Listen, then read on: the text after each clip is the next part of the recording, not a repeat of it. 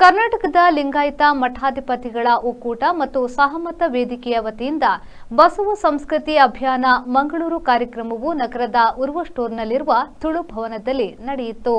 ಬಸವ ಸಂಸ್ಕೃತಿ ಅಭಿಯಾನ ಇದರ ಭಾಗವಾಗಿ ಲಿಂಗಾಯತ್ ಮಠಾಧಿಪತಿಗಳ ಒಕ್ಕೂಟ ಕರ್ನಾಟಕ ಹಾಗೂ ದಕ್ಷಿಣ ಕನ್ನಡ ಜಿಲ್ಲಾ ಸಹಮತ ವೇದಿಕೆಯ ಆಶ್ರಯದಲ್ಲಿ ಮಂಗಳೂರಿನ ಉರ್ವ ಸ್ಟೋರ್ ಬಳಿಯ ತುಳು ಭವನದಲ್ಲಿ ನಡೆದ ಬಸವ ಸಂಸ್ಕೃತಿ ಅಭಿಯಾನದ ಉದ್ಘಾಟನೆಯನ್ನು ಲಿಂಗಾಯತ್ ಮಠಾಧಿಪತಿಗಳ ಒಕ್ಕೂಟದ ಪೂಜನೀಯ ಸ್ವಾಮೀಜಿಗಳ ದಿವ್ಯ ಹಸ್ತದಿಂದ ದೀಪ ಬೆಳಗಿಸಿ ಕಾರ್ಯಕ್ರಮವನ್ನು ಉದ್ಘಾಟಿಸಿದರು.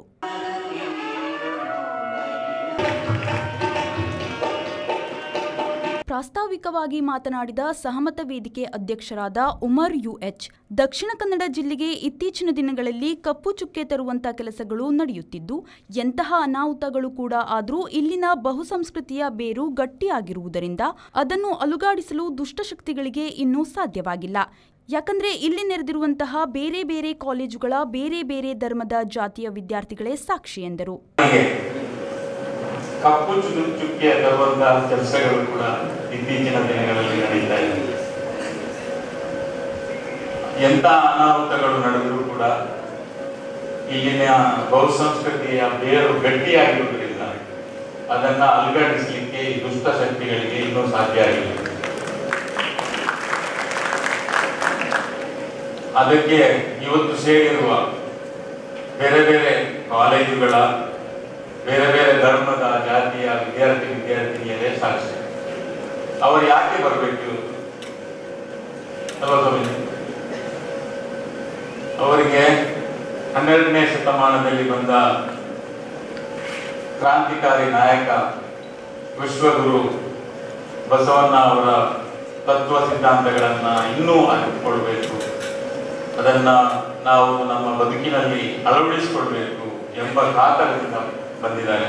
ಕಾರ್ಯಕ್ರಮದಲ್ಲಿ ಶ್ರೀ ಮಹಾಂತ್ ಪ್ರಭು ಸ್ವಾಮೀಜಿ ಮಾತನಾಡಿ, ವಿದ್ಯಾರ್ಥಿಗಳ ಕೈಯಿಂದ ದೀಪ ಬೆಳಗಿಸುವ ಉದ್ದೇಶ ಬರೀ ಕಾರ್ಯಕ್ರಮ ಬೆಳಗಿದರೆ ಸಾಲದು, ಇಡೀ ಭಾರತವನ್ನೇ ವಿದ್ಯಾರ್ಥಿ ಸಮೂಹ ಬೆಳಗಬೇಕು ಎನ್ನುವಂತ ಹಿನ್ನೆಲೆಯಲ್ಲಿ ಈ ಕಾರ್ಯಕ್ರಮಗಳನ್ನು ಆಯೋಜಿಸಲಾಗಿದೆ ಎಂದರು. ಎಲ್ಲ ಪ್ರಜ್ಞಾವಂತ ವಿದ್ಯಾರ್ಥಿನಿಯರಲ್ಲಿ ತಮ್ಮೆಲ್ಲರಲ್ಲಿ ಭಕ್ತಿಯ ಶರಣು ಶರಣಾರ್ಥಿಗಳು. ಶರಣು ಶರಣಾರ್ಥಿ ಶರಣು ಶರಣಾರ್ಥಿ ಅಂತ ಯಾರಾದರೂ ಹೇಳಿದ್ರೆ ನೀವು ತಿರ್ಗಿ ಏನು ಹೇಳಬೇಕು? ಶರಣು ಶರಣಾರ್ಥಿ ಅಂತಾನೆ ಹೇಳಬೇಕು. 12ನೇ ಶತಮಾನದಲ್ಲಿ ಈ ಎರಡು ಪದ ಒಂದು ಹೊಸ ಸಂಚಲನವನ್ನೇ ಉಂಟು ಮಾಡಿಬಿಟ್ಟಿದ್ರು. ಅಲ್ಲಿ ಎಲ್ಲರೂ ಹೇಳಬೇಕು ಶರಣು ಶರಣಾರ್ಥಿ.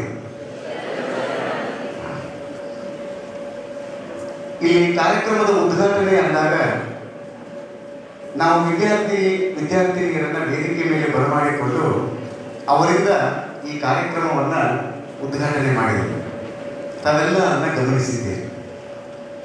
ಇಲ್ಲಿ ಅವರನ್ನು ನಾವು ಏಕೆ ಕರೆದು ಅವರಿಂದ ಈ ಹಣತೆಯನ್ನು ವರ್ತಿಸಿದ್ದೀವಿ ಅನ್ನುವಂಥದ್ದು ಪ್ರಶ್ನೆ ತಮ್ಮಲ್ಲಿ ಬಂದಿರಬೇಕು.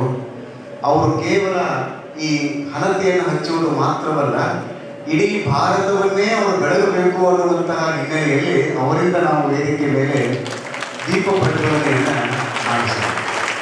ಕಾರ್ಯಕ್ರಮದಲ್ಲಿ ತುಳು ಸಾಹಿತ್ಯ ಅಕಾಡೆಮಿಯ ಅಧ್ಯಕ್ಷರಾದ ತಾರಾನಾಥ್ ಗಟ್ಟಿ ಕಾಪಿಕಾಡ್, ಪರಮಪೂಜ್ಯ ಡಾಕ್ಟರ್ ಬಸವಲಿಂಗ ಪಟ್ಟದೇವರು, ಹುಣಸೂರು ಶ್ರೀಮಠದ ಶಿವಾನಂದ ಸ್ವಾಮೀಜಿ, ಗುರುಬಸವ ಪಟ್ಟ ಸ್ವಾಮೀಜಿ, ಶ್ರೀ ಕಾಂತವೀರ ಮಹಾಸ್ವಾಮೀಜಿ, ಗವಿಮಠದ ಶ್ರೀ ಬಸವಲಿಂಗ ಸ್ವಾಮೀಜಿ, ಶ್ರೀ ವೀರಸಿದ್ಧ ದೇವರು, ಶ್ರೀ ವೀರಭದ್ರ ಶಾಸ್ತ್ರಿ, ಶ್ರೀ ಶಿವಬಸವ ದೇವರು, ಶ್ರೀ ಬಸವರಾಜ್ ದೇವರು, ಶ್ರೀ ಬಸವಾನಂದ ಸ್ವಾಮೀಜಿ ಮತ್ತಿತರರು ಉಪಸ್ಥಿತರಿದ್ದರು.